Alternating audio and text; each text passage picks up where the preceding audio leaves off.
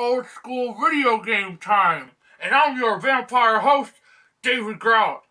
Happy Halloween, Eddie. I'm here to suck your blood. You look like more of a putz than usual. I'm a vampire. Don't I look scary? No.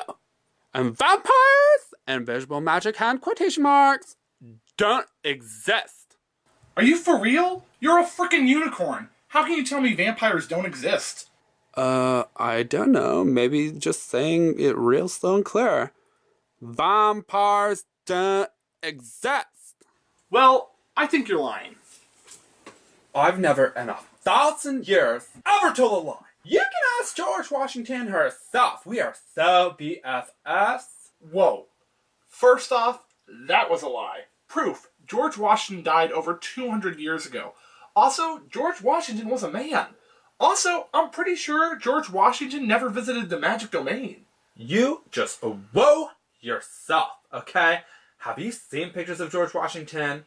That hair is clearly a wig, and I know Georgie felt more comfortable in that wig than without it, okay? And I know he wanted an audition to be one of the Golden Girls. I know this because we're BFFs. You non-magical Earth people are way too caught up into gender roles. I'm not even going to argue with you. Except, I still think you're lying about vampires. Maybe you're scared of them. I am not scared of anything. You can just ask Hillary Rodham Clinton, okay? She's seen me fight a horde of Dennis Rodman clones. Today we're reviewing Castlevania on the NES. Oh, that's why you're dressed like a non-existent creature called the vampire, huh? That's exactly why, Eddie. Castlevania on NES, you say? Can't say I've ever played Castlevania on NES. But I did play it on the FDS. I may love that thing. Ah, you're referring to the Famicom Disk System. Why, yes, I am. It looked a little like that. Eye of the Unicorn. Nice! I tried. And when you attached it, it looked like... Oh, I got this one. I got this one. Okay. Eye of David. Yeah, maybe you're not the only one with a little magic.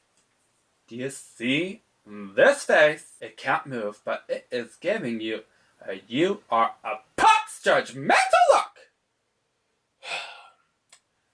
Actually, Castlevania was first released September 26, 1986 in Japan for the Famicom Disk System, or the FDS for short. The North American NES version wasn't released until May 1987. Yeah, there's two versions, but what about Vampire Killer for the MSX2? Now you've done it. Now you've opened Dracula's tomb. Oh, you with the puns. Now, before we get too lost, let's tell the lovely people at home a little bit about the plot of Castlevania. The little there is to tell from the first game. True.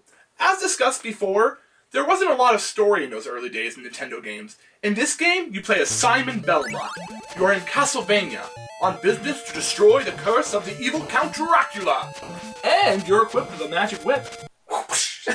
Weapon! Weapon gun! And you pick up several weapons along the way. Take a note. They're all pretty lame except the magic stopwatch. We'll get there, Eddie. You, as Simon Belmont, must then battle your way through the castle until you finally come face to face with Dracula, who's been waiting 100 years for a rematch, apparently. The majority of the story that fans know today came later on with the Castlevania sequels. Eye of the Joe. Are we even gonna address Joe right now? Of course! That was Joe! And it's Halloween! So, as Eddie revealed earlier, there were multiple versions of this game. The FDS version and the North American version were mostly the same minus a few details. Sure, you could save the FDS version for one. Also, after you beat the game, it revealed you as the hero in the credits. That, and you could take your FDS version of the game to a local disc writer kiosk to submit your score to Nintendo to win prizes. Or you could just wipe the disc clean and have a new game put on the freaking disc. It looked exactly like this! Eye of the Unicorn. That's a Redbox kiosk. Whatever, close enough. So, Konami, when making this game, had a classic horror movie motif to the game, which helps in the immersion factor of the game, since you're associating the monsters with the classical horror films they're from. Similar to a lot of the games coming out from the time, like Metroid, Super Mario Bros., and Legend of Zelda! This game has you weaponing at everything just to reveal weapons and items. I particularly love finding food in the wall. I found some poor sucker's lunch. It was hiding in Dracula's castle, for God's sake! Also, take note on the doors. Now, before even researching, I thought it was strange that there was such an attention on the doors opening.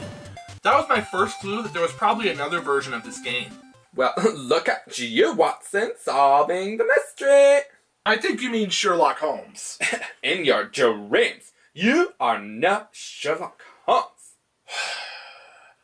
That's when I discovered the MSX2 version. So, for those of you who don't know about the MSX2, it's the dawn of home computers. The MSX is Microsoft's first home computer. Hey Eddie, can you guess what the MSX2 is? You're a putz. But in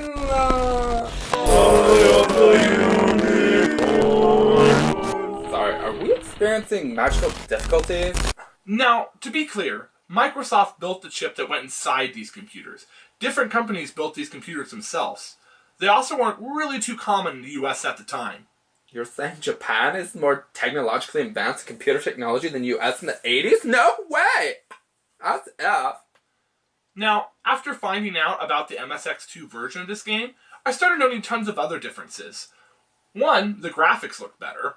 Makes sense. Computer versus Nintendo cartridge. Also, similar to Metroid, there was exploring. In the MSX2 version, the doors that I mentioned that tipped me off to the ultimate version, those doors needed keys. In fact, most of the game was about finding the keys.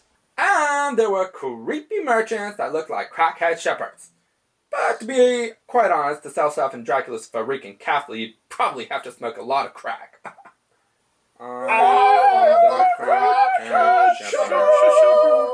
Did the crackhead shepherd from Castlevania just summon his own image? Go away, crackhead shepherd! We don't want what you're selling. But don't you want some Castlevania crack? Back, crackhead shepherd! Go! What? Shoo! No one loves you! Go away! Okay. That was weird. So, anyways, besides crackhead shepherds, what else is different?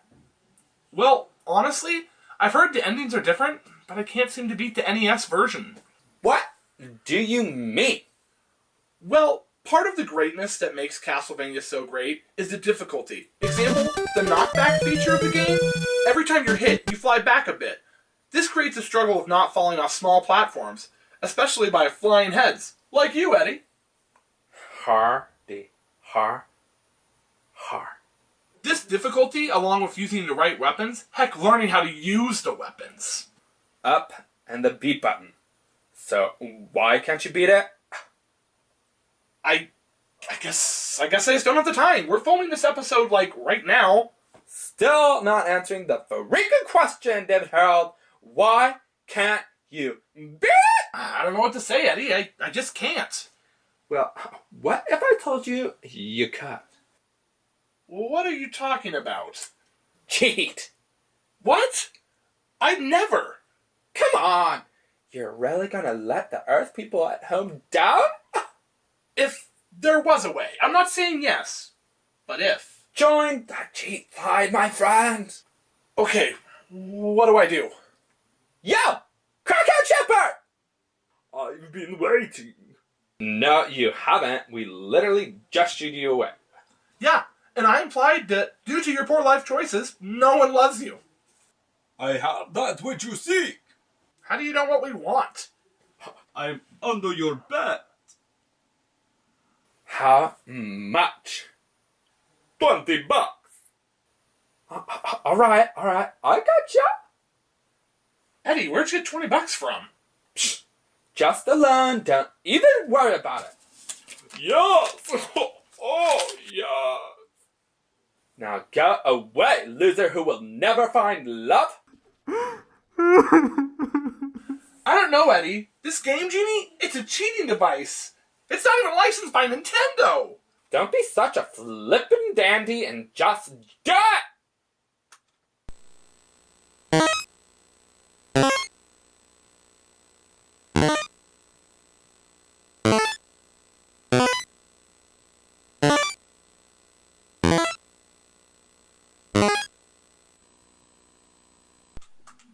Wow. This is kind of nice. See? There's never a downside to cheating. Apparently not. See, it's still challenging a bit. Sure. I can still die, and I still accidentally pick up other fairly useless weapons like the axe or the holy water bombs. I told you, the magic stopwatch was the best. And I get through the amazing bosses with ease. Frankenstein's monster is my favorite.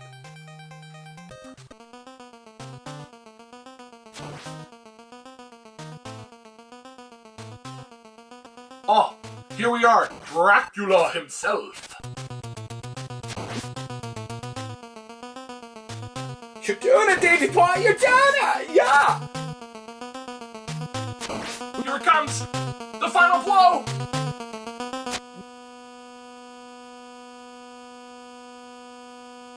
What the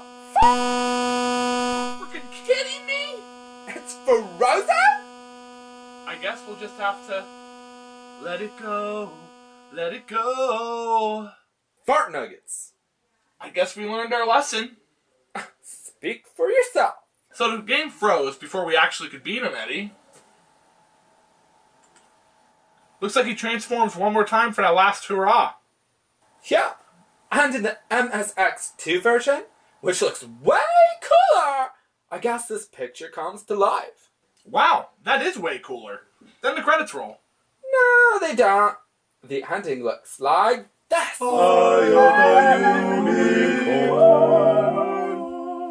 Well, I have finally defeated Dracula. Now I shall party with Eddie the Unicorn. Thanks for inviting me to the victory party, Simon. Gee, do you mind if I invite my favorite gal pal, Georgie Washington?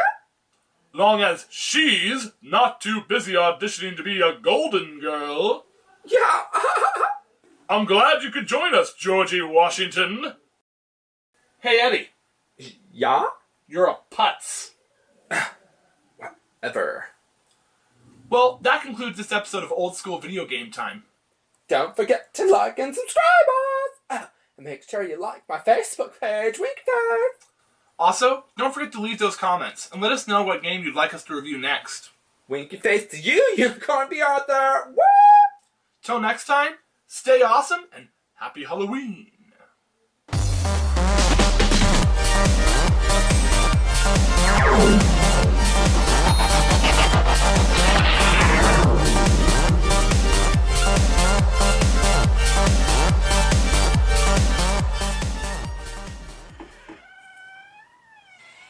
Eddie, where's my $20?